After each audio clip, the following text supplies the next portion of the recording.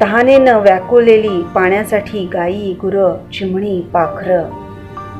उजाड ओसाड माळरानावर नंदनवन फुलवणारा हा बळीराजा शेतकरी मात्र निसर्गाच्या या माऱ्यानं आणि पावसाच्या हुलकावणीनं हतबल आणि निराश झालाय. आणि चटका देणाऱ्या या उन्हात रापलेल्या काळवंडलेल्या चेहऱ्यानं या भेगाळलेल्या भुईत आपल्या आयुष्याचं दान धुंडाळण्यासाठी आशेनं आभाळाकडं कवापासनं डोळं लावून बसलाय.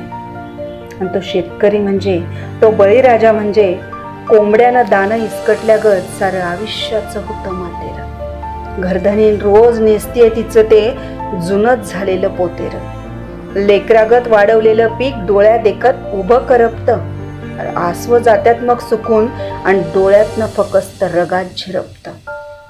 खाणारी चिलीपिली रडत्यात कवापासनं लहान लहान. सावकारापाशी पगडी संग त्याला जीव बी ठेवावा लागतो घाण. स्वाभिमानाचा होतो मग जळून कवाच कोळसा. पोटाचा डोम कुणाला सांगून कळल कसा.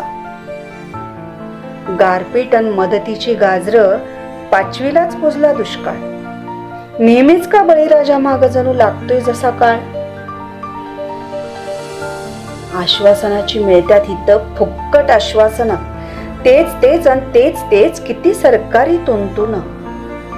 नाही कुणी मदतीला त्याच्या घेतोय मग आढ्याला फाशी. सांगल का कुणी त्याला घरची इब्रत सावरल कशी. वही पुस्तक बा आता कुणाला आम्ही मागू र. ताईचं लगीन कुणाला सांगू र. धरणी माय तू बळीराजाला घे आता तुझ्या वटीत. धरणी माय तू बळीराजाला घे आता तुझ्या वटीत ग. सारा परपंच त्याचा उरतो तुझ्या मायेसाठीच ग, तुझ्या मायेसाठीच ग.